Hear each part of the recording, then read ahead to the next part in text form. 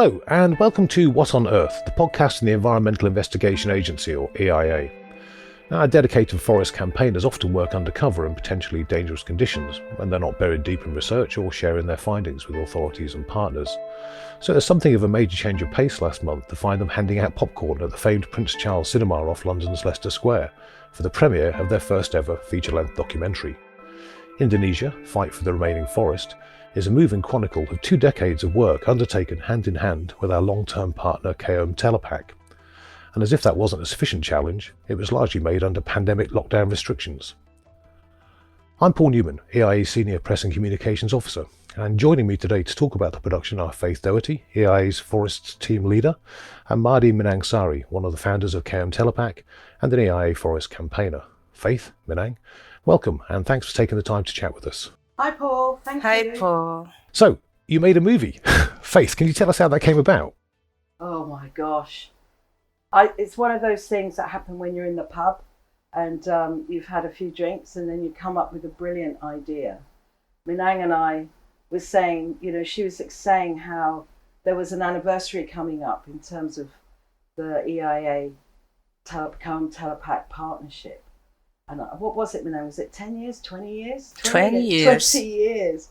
And we started talking and, of course, reminiscing about lots of stories and stuff. And we kind of looked at each other and went, that's an awful lot of stuff we've done. And there's been some amazing highs and really bad lows. But at the end of the day, we sort of went a bit quiet and thought, gosh, we've really done a lot. We ought to celebrate it in some fashion. And that was it. And then, months go by and we kept coming back to what are we going to do, and in the end I just said, why don't we just make a film? And Minang's like, yeah, sure, let's just make a film. Like it's nothing at all. Little did we know, We did kind of underestimate it. totally. And I mean, I do not, oh gosh, it was really something. So it was kind of good timing but terrible timing, because we thought about this before lockdown. And originally I went to a really good friend of mine who has worked at the BBC for years and who had been the producer for Hard Talk and worked with Sue Lloyd-Roberts at the BBC, and I'd been a fixer for them in Burma, and I knew him really well. And I sort of said to him, look, we're thinking about doing this film. Oh, I'm free, let's do it. I was like, oh, great. I don't have to do anything. He can do it all. Right? just sit back and turn up for the premiere, yeah? Really. And so anyway, after lots of discussion, we decided to go for it. And the original planning was to revisit, was for me to go with Minang and revisit some of the key places and the key events so that we could show how things had progressed and what was happening now and the successes, really, of which there are many, but also to really champion where things were now and what we were going to do. It's not over, these, I think, they'll go on for the rest of our lives, some of these issues. So there we were with a plan, and Ian was writing the script and sending us loads of emails, and then, the pandemic hit, and here we were locked down. Minang in Bogor and myself in East London and Ian in East London, and we sort of I had no excuse not to look at the script. I had to do it. Ian was, come on and send, oh gosh, it was really hard.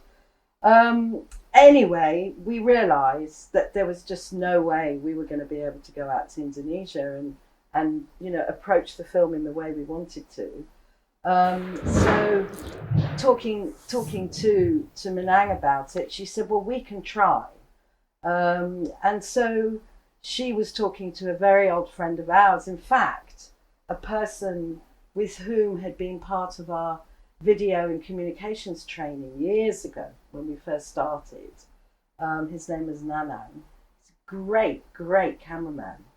And Minang went to talk to him and he said, yeah, sure, we can go to some of these places. Don't worry about it. And so we just sort of talked through the safety and, oh God, it was a mad time, wasn't it, Minang? Do you remember that? That's true. Especially during the pandemic in Indonesia, as Faith said, because we wanted to revisit some of the places.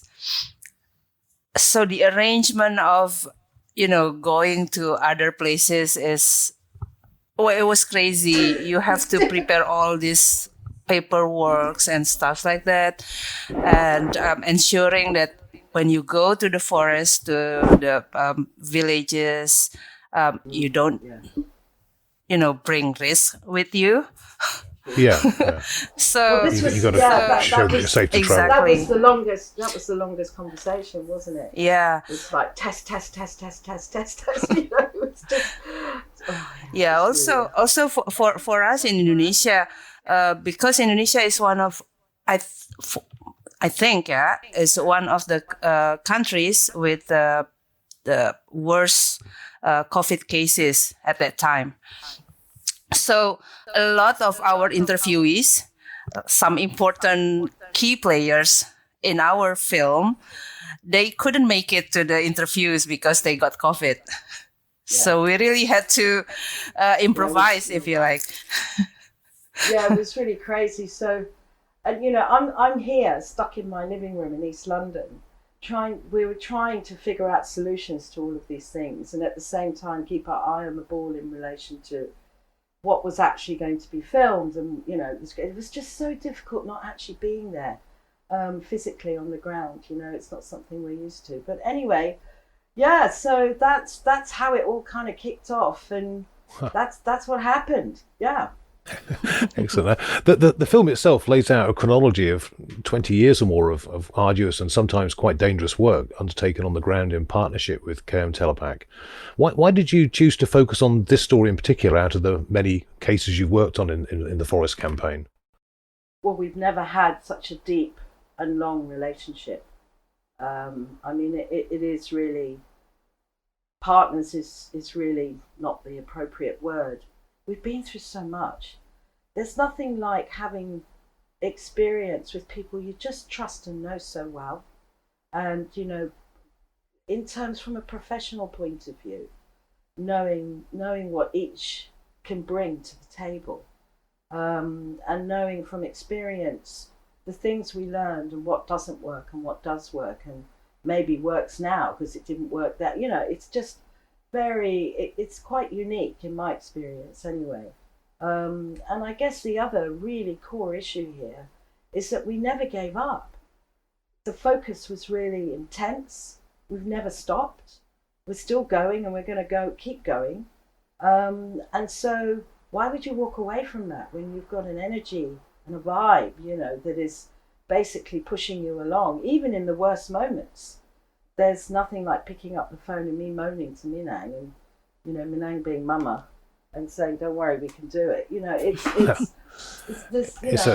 happens quite a bit. It's like a mutual support system, yeah? Yeah, I guess it really is like that. But I think prior to COVID, we were in the field so much that the bond is so tight, So when COVID did happen, one of the things both Minang and I kind of marveled at was the fact that because we all knew each other so well, because we were so focused, yes, it was awful that we couldn't get on a plane and be in the field and smell the temperature, but there was so much trust there that we were able to just continue doing the work as much as we possibly could anyway, that lockdown allowed. So there were some things we learned as a result of that.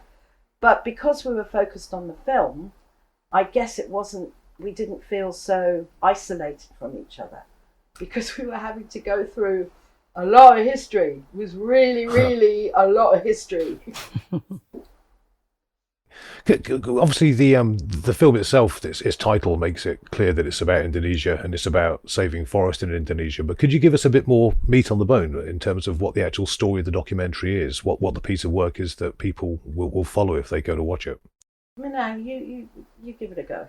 Yeah, yes, this is actually, as you said, Paul, this is 20 years of our work together, starting from when EIA first came to Indonesia and worked together with Kaoem Telapak, exposing illegal loggings in national parks, and then following the trail of timbers to neighboring countries onto the end market countries, and also following our works in terms of trying to change policies to enforce the law against these criminals. And basically all the ups and downs and the challenges that still remains, and the works that I think we still continue to do to save the remaining of Indonesian forests. Yeah, I think from my perspective, and I know certainly from my colleagues here in London, we were also working in an extremely exciting time for Indonesia. Suharto had fallen.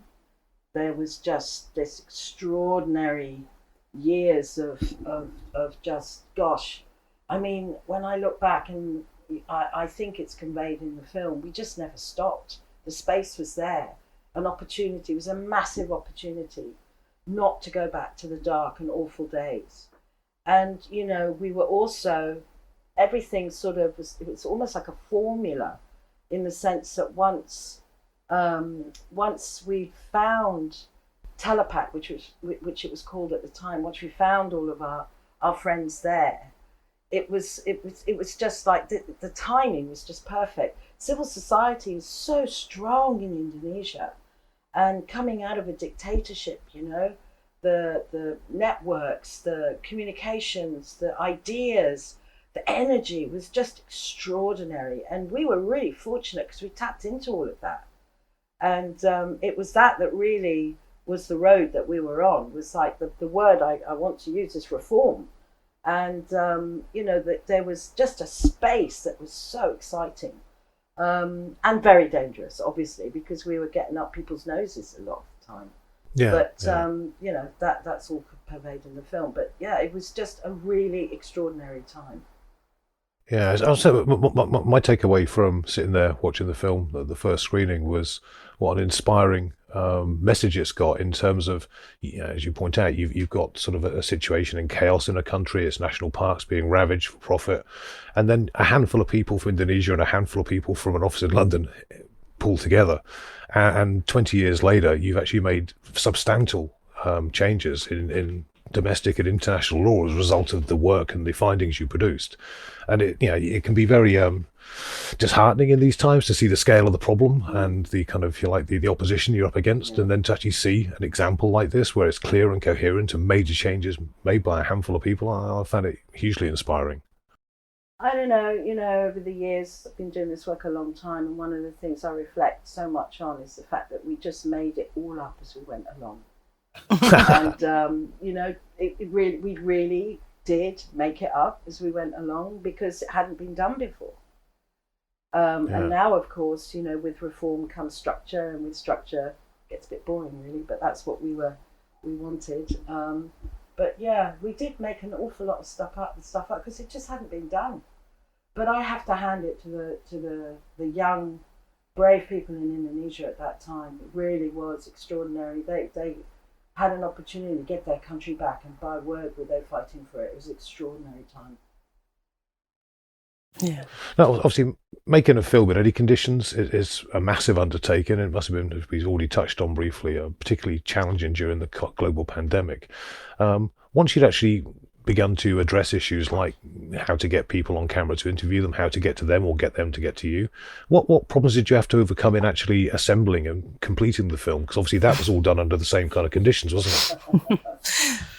Well, come on, we have to hand it to Ian O'Reilly, the director. I mean, how he kept it together, I do not know, because it was like, I'd open up my laptop and there would just be all these emails with all these questions and scripts, and you have to understand, none of us could be in the same room to edit.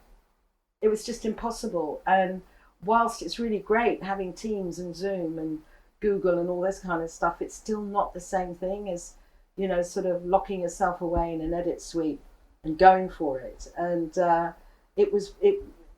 have to say, I've never made a film before. I kept being told that this was unusual, that it's not usually like this.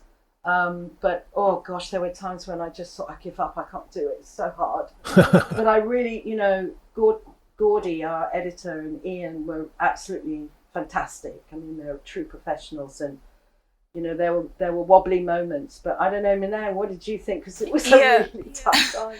Like you said, Faith, because initially what we would like is that after Nanang and I finish our shooting in Indonesia, we would come over to London and sit together with Ian, Faith, in an edit suite, and then do the edit there, so we can finish it, fairly quickly that way. But it didn't happen, so we had to do everything online. From me choosing the footage, like finding the right footage out of this media library, digital library that EIA has, discussing over a sequence with Jordi, the editor. So kind of like being in an edit suite, but through significant through relief. your screen. Through your screen. So it is like, oh my God, trying to sync and do all that. It was challenging, but we did pull it through. We did. I mean, yeah. Despite the different time zones and there being a global pandemic. Yeah, I would get emails at 2-3 in the morning. I was like, oh God. Obviously, EIA and Kaoem Telapak have got a really close relationship. Minang, could you tell us a bit about how you came to meet in the first place and decide to work together on the ground? I mean, EIA came, I think, in 1998. I was still involved in other programs and campaigns in Telapak at that time. But I think it was around the time when EIA came and do some scoping trip. And they visited Telapak, and Rui and Hapsoro, I think, went with them. And they witnessed firsthand the devastation of Indonesia's forests. And I think from that trip, I think, like Faith said, we kind of clicked. The chemistry is real, and then when you started talking about what are we going to do about this, and then I think everything starts from that, including deciding to use illegal logging as an entry point to address the core issues of governance, the corruption, the lawlessness at that time, during the transition period towards the democracy in Indonesia. And I think both sides, like both organizations, we have something to give, while EIA obviously help us a lot in terms of, building the capacity of doing investigative documentation, packaging the information. We also,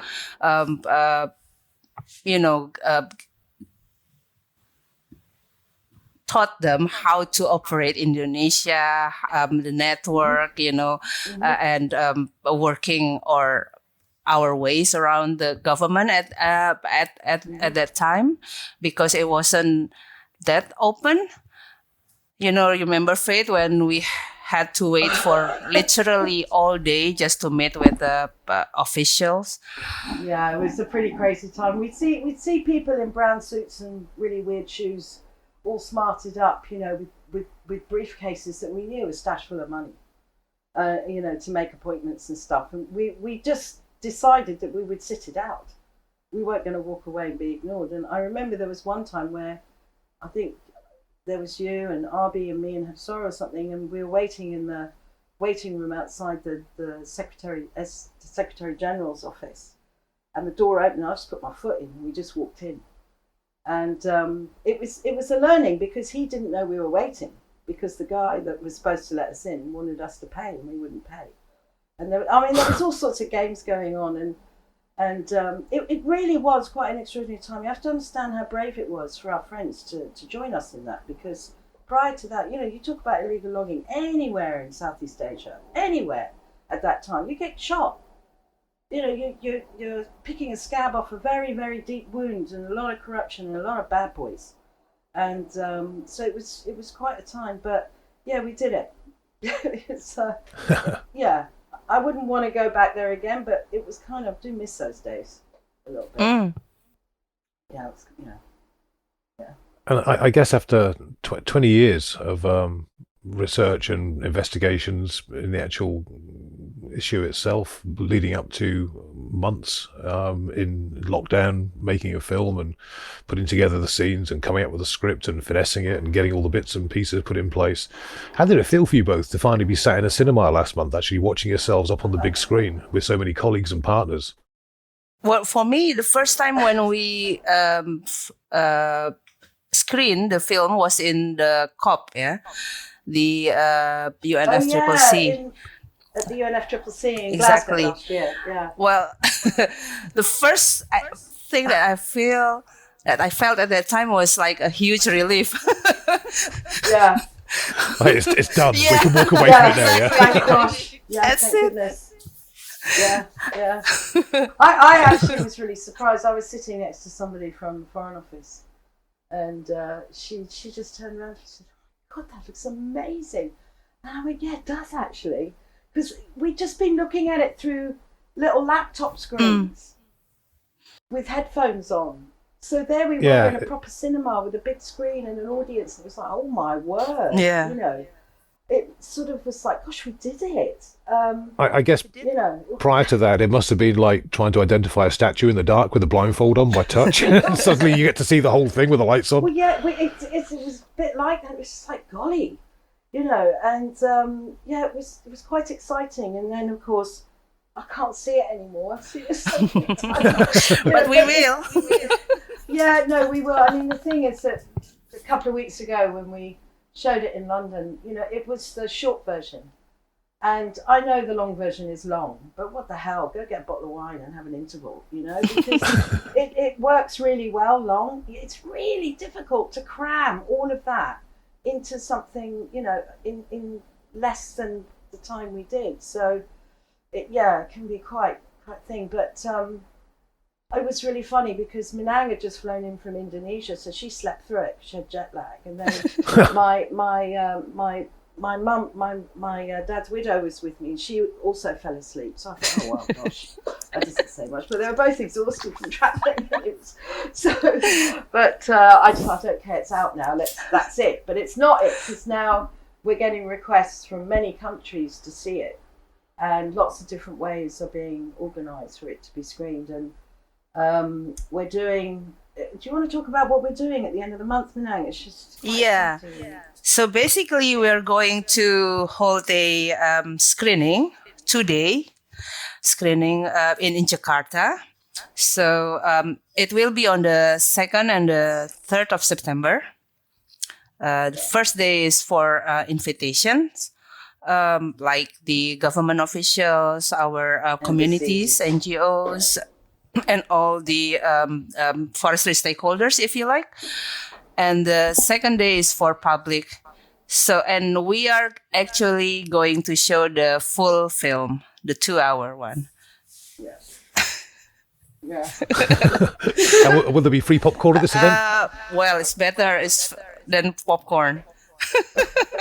Really? Great. Okay. Well, let's see what happens. But it's, I have to say that it is also, I think, one of the things I really like about the fact we've done it now on reflection is that it is a document for people to see what's happened. I think it was really important for it to be documented. And, not everybody that was there is with us now.